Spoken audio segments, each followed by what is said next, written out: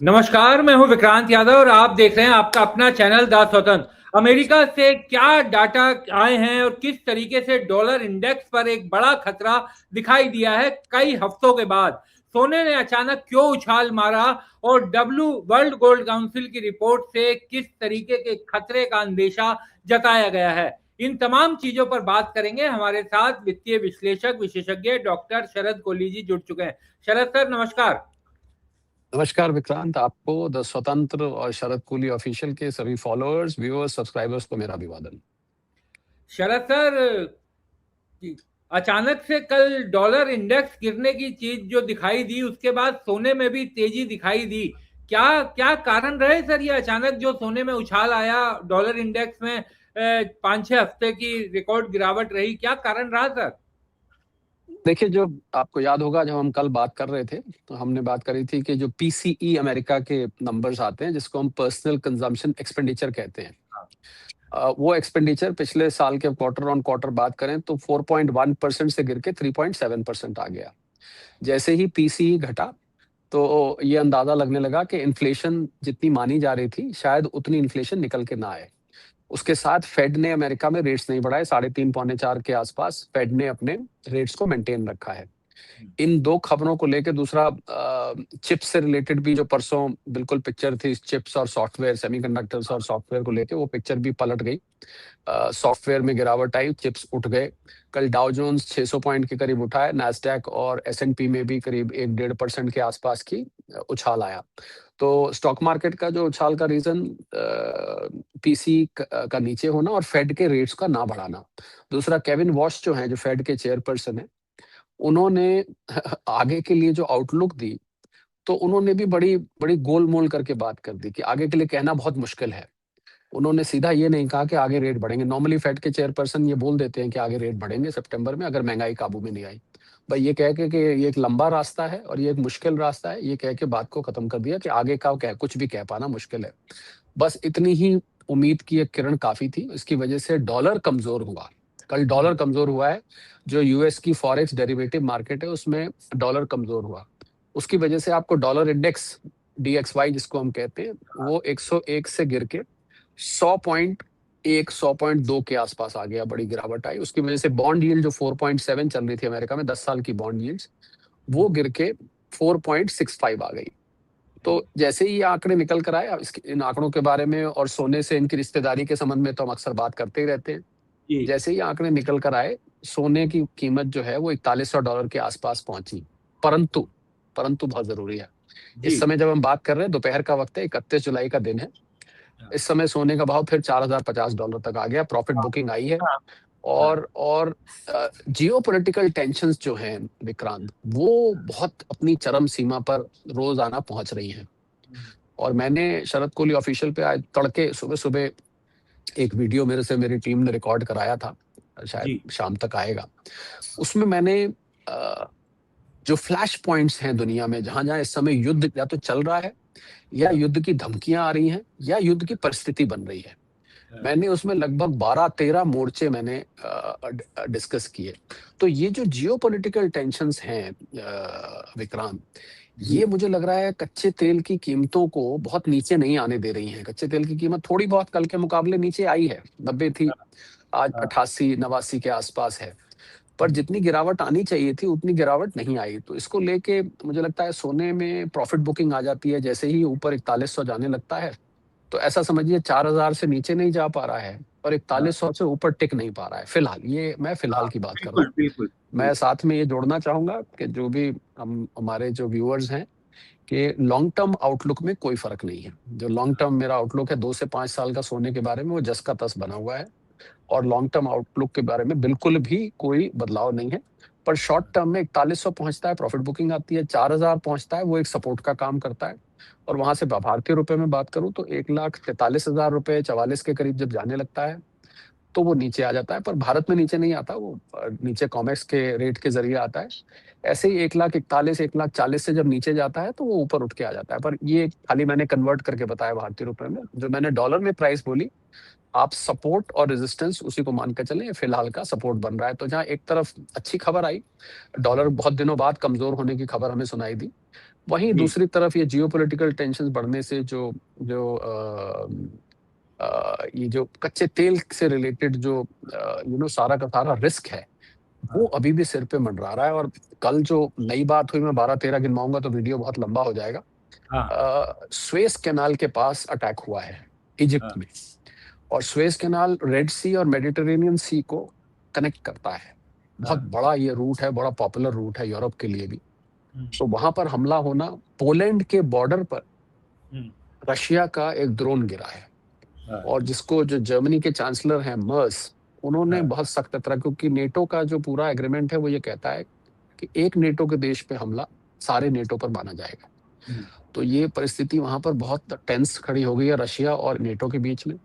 इधर Suez canal पे जो इजिप्ट के पोर्ट पे जो गिरा है, वो उसकी कोई जिम्मेवारी नहीं ले रहा है अभी। किसी हाँ, ने क्लियर तौर पे नहीं बताया कि ये हूथियों ने मारा है, या हम्म। सऊदी अरेबिया से गलती से आ गया, या ये ईरान से चला है। इसका कुछ पुष्टि नहीं हो पा रही है। तो जियोपॉलिटिकल, भू राजनीतिक जिसको हम कहते हैं, वो परिस्थितियां विक्रांत बहुत गंभीर होती जा रही हैं।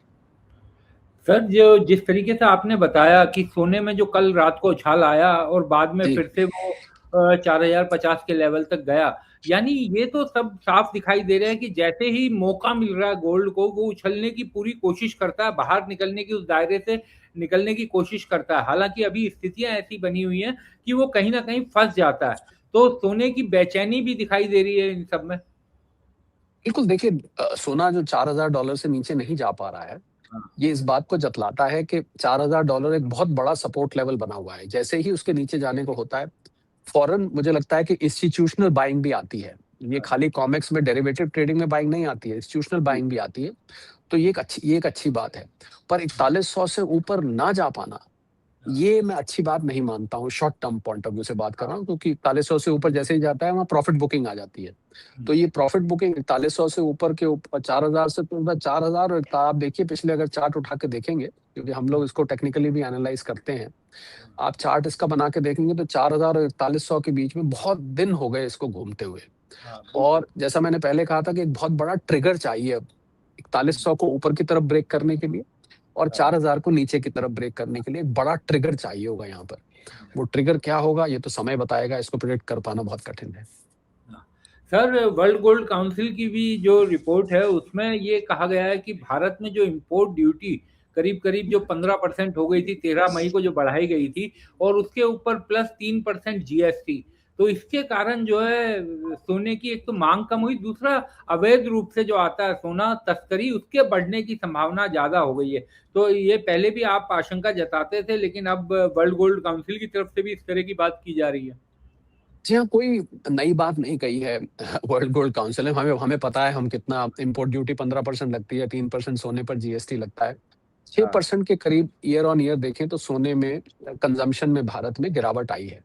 और मुझे ये ज्वेलर्स का रिकॉर्ड कहता है, क्योंकि recycle gold melt and make जो है, लोगों ने घरों से निकाला है और उस गोल्ड को इस्तेमाल किया। मोदी जी ने जो अपील करी थी मई में आके लोगों से, कुछ उसका भी असर हुआ है।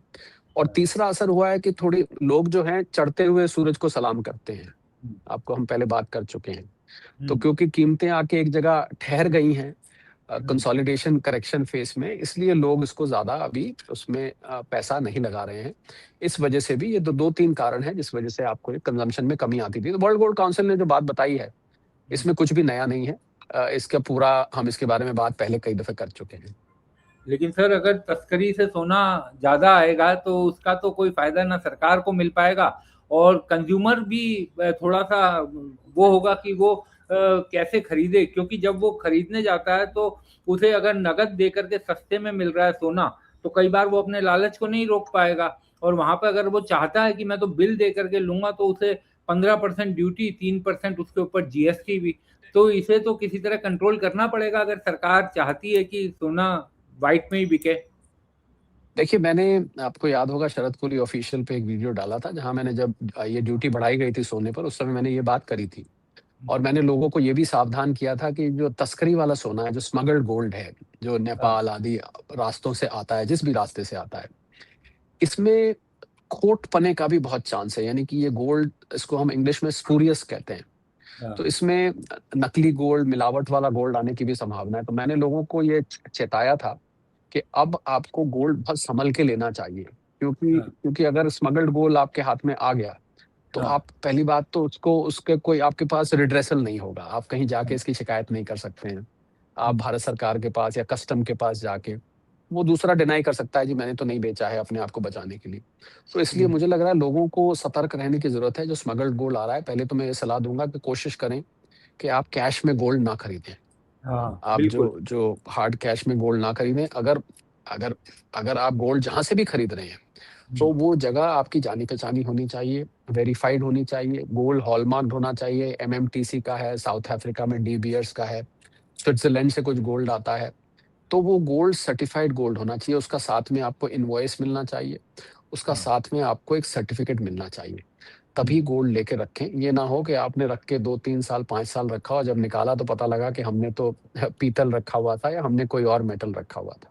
हम्म। सर, थोड़ी सी एक दो सवाल शेयर बाजार को लेकर भी। शेयर बाजार थोड़ा ठीक दिखाई दे रहा है पिछले 2-3 दिनों से, तो इसमें कोई खास चीज? और ऑटो शेयर जो है वो ठीक करते हुए दिखाई दे रहे हैं। देखिए, शेयर बाज़ार तो बड़ी बड़ी ही अजीबो-गरीब जगह है। परसों हाँ, हम बात कर रहे थे कि आईटी के शेयर्स गिरे हैं हाँ, और चिप्स के शेयर्स चढ़े हैं। हाँ, और एक ही दिन में उल्टा हो जाता है, सब कुछ उल्टा हो पलट गया। जाता है। तो बिल्कुल। इसलिए शेयर बाज़ार में देखिए पहली बात तो सेक्टर रोटेशन होती रहती है। आज हाँ, ऑटोमोबाइल्स चल रहा है, कल फार्मास्यूटिकल चलेगा, अगले दिन एफएमसीजी का दिन आ जाएगा, फिर दोबारा ऑटोमोबाइल्स का आ जाएगा, फिर मिनरल्स एंड मेटल्स का आ जाएगा, फिर हाँ, पावर सेक्टर दौड़ने लगता है, ठीक है? फिर हाँ, आईटी दौड़ने लगता है, फिर फार्मा फिर दौड़ तो शेयर बाज़ार में सेक्टर रोटेशन खबरों पर आधारित होता है। आजकल जो शेयर बाज़ार चाल पकड़ रहा है, मुझे लग रहा है हम्म, उसमें बहुत बड़ा रोल विक्रांत जो नतीजे कंपनियों के आ रहे हैं, रिजल्ट्स आ रहे हैं, कुछ कंपनियों के बहुत अच्छे रिजल्ट्स आ रहे हैं हाँ, और मिले-जुले कुछ कंपनियों के एवरेज रिजल्ट्स हैं और हमेशा ही कुछ बैड फिशेज़ होती हैं जिनके रिजल्ट अच्छे नहीं आते, तो कुछ तो उस रिजल्ट से उत्साह है। प्लस हम्म, मुझे लग रहा है आज जो सेंटिमेंट बन रहा है, ये अमेरिका में फेड ने जो रेट्स ना बढ़ाने का निर्णय लिया है, उसका वैश्विक क्यूज़ भी अच्छे थे सुबह। कल जैसा मैंने बताया आपको डाउ कल 600 पॉइंट बढ़ा है, एस-एंड-पी नैस्डैक बढ़ा है। ये ग्लोबल क्यूज़ अच्छे थे और सबसे बड़ी बात आज कोरियन की जो मार्केट है कॉस्पी, हाँ, हाँ, उसमें 15% उछाल आया सुबह। हाँ, निक्केई में भी 5%। ये जो मार्केट्स हैं एशिया की कॉस्पी, निक्केई, हांगकांग की हैंसेन, ये मार्केट्स ऐसी हैं स्ट्रेट टाइम सिंगापुर में इतना नहीं आता है पर ये खासकर कॉस्पी में और निक्केई में, हाँ, जापान की जो है, इनमें बहुत तेज़ मूवमेंट होता है। आप कभी भी देखें इनमें उतार भी बहुत तेज़ होता है, चढ़ाव भी बहुत तेज़ होता है। तो गिराव भी बहुत तेज़ होता है। तो मुझे लग रहा है कि ये अमेरिकन मार्केट से क्यूज़ लेके एक थोड़ी-सी पॉज़िटिविटी की लहर आई है। पर अभी मैं बड़ी सीधी बात करना चाहूँगा। मुझे लगता है I think the celebration should wait क्योंकि हम्म, जो जियोपॉलिटिकल सिचुएशन है, वो मुझे अच्छी नहीं दिख रही है। मुझे बहुत दुःख के साथ ये कहना पड़ रहा है और ये हो नहीं सकता कि मिसाइल चल रही हों दुनिया भर में, ड्रोन चल रहे हों और इंटरकॉन्टिनेंटल मिसाइल तक चल रही हों और शेयर मार्केट जो है बल्ले-बल्ले करने लग जाए। ये दोनों चीज़ें एक साथ लंबे वक़्त तक ठहरती नहीं हैं। तो मुझे लग रहा है कि थोड़ा-सा फूँक-फूँक के कदम रखने की ज़रूरत है। विश्व इस समय एक बारूद पर बैठा हुआ है और मैंने दुनिया का नक्शा सुबह अपने सामने रखा विक्रांत, उस पे मैंने सर्कल करके निशान बनाए कि कहाँ-कहाँ दुनिया के हिस्से में हाँ, टेंशन है। आप मानेंगे नहीं, उस नक्शे में करीब-करीब पूरे नक्शे में कहीं न कहीं एक हम्म, निशान बन गया। अगर हम्म, मैं नॉर्थ कोरिया, साउथ कोरिया की बात करूँ, चाइना, जापान की बात करूँ, चाइना, ताइवान की बात करूँ, चाइना में साउथ चाइना सी में मैं फिलीपींस की, वियतनाम की बात करूँ। इधर आ जाऊँ मैं तो इंडिया, पाकिस्तान में आपको पता ही है पीओके में क्या हो रहा है हम्म, और इंडिया, पाकिस्तान की तो बात करने की ज़रूरत ही नहीं है, वो तो हम मान के ही चलते हैं। अफ़गानिस्तान, पाकिस्तान की बात करूँ, चाइना ने हमारे बॉर्डर पर स्टेल्थ फाइटर्स 250 किलोमीटर दूर हमारे बॉर्डर से खड़े कर दिए हैं। क्या मतलब है इसका? क्यों? आपने स्टेल्थ फाइटर भारत के बॉर्डर पे खड़े करने का क्या मतलब है? इधर आ जाइए, इजिप्ट की मैंने आपकी बात करी, पोलैंड के बॉर्डर पे गिरा, रशिया, यूक्रेन घमासान हो चुका है। हम्म, असल में प्रॉब्लम पता है क्या है विक्रांत? मैं जी, क्षमा माँगते हुए कहूँगा, हम लोग अपने ही मुद्दों में आप कोई न्यूज़ चैनल चला के देखिए, पेपर लीक, संसद, कॉकरोच, इसने ये कह दिया, उसने वो कह दिया। वहाँ पर भोंपू लगे हुए हैं, जंतर-मंतर पर अभी भी कैमरे लगे हुए हैं और अखिलेश यादव ने ये कह दिया, राहुल गांधी ने ये कह दिया, भाजपा से किसी ने हम लोग इस मुद्दों में इतने उलझे रहते हैं। मैं कई बार कहता हूँ हम अपने आप में एक दुनिया है कि हाँ, बाकी की दुनिया में क्या हो रहा है इसका हम संज्ञान ही नहीं लेते हैं। हाँ, और जबकि बाकी की दुनिया में जो कुछ हो रहा है उसकी आंच, अगर वो आग बहुत तेज भड़की तो हमें भी, आप मानेंगे सही नहीं, बात। यूरोप में हुँ, हमारे मेरे बहुत जानकार रहते हैं, जर्मनी में, फ्रांस में, इटली में, आप मानेंगे नहीं कि मेरे लोग मुझे बता रहे हैं कि वहां पर न्यूक्लियर प्लांट्स तक अब वाइल्ड फायर आग पहुंच रही है। हुँ, जापान में अर्थक्वेक आया, दर्जनों लोग मरे हैं, कोई कोई खबर, कोई उस पर बात नहीं करता है। हुँ, ठीक है, और इतनी जबरदस्त वाइल्ड फायर यूरोप में इस समय फैली हुई है कि लाखों लोगों को शिफ्ट कर दिया गया है। आप सोचिए यूरोप जैसी जगह में इनके जंगलों की आग नहीं। तो ये आग, एक तो ये आग भड़क रही है, जो ये वाली एक युद्ध की आग सारे में भड़क रही है। और मुझे लगता है कि हम वो चर्चा नहीं करते, हम उसका जिक्र नहीं करते, तो इसलिए मार्केट में मैं कोई निराशावादी दृष्टिकोण नहीं रखना चाहता हूँ, पहले तो ये मैं स्पष्ट करना चाहता हूँ।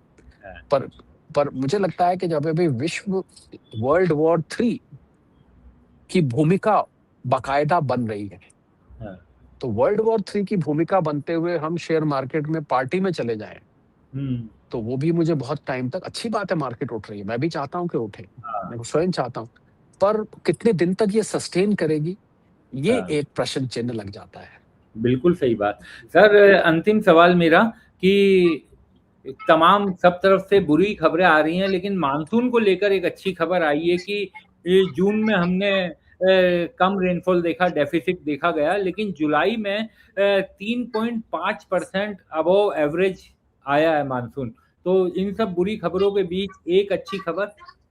बिल्कुल, मुझे लगता है एल नीनो हाँ, इम्पैक्ट थोड़ा सा कम होता दिख रहा है। हाँ, और जो जिस शॉर्टफॉल का आईएमडी ने अनुमान लगाया था कि शायद 15-20% इस बार कम या 9-10% कम होगी, अभी मुझे लगता है जल्दी होगा कुछ कंक्लूड करना, क्योंकि अगस्त कल से शुरू हो रहा है। जी। और सावन भादो, अगर मैं हिंदी में कहूँ, तो सावन भादो की तरह रहने चाहिए।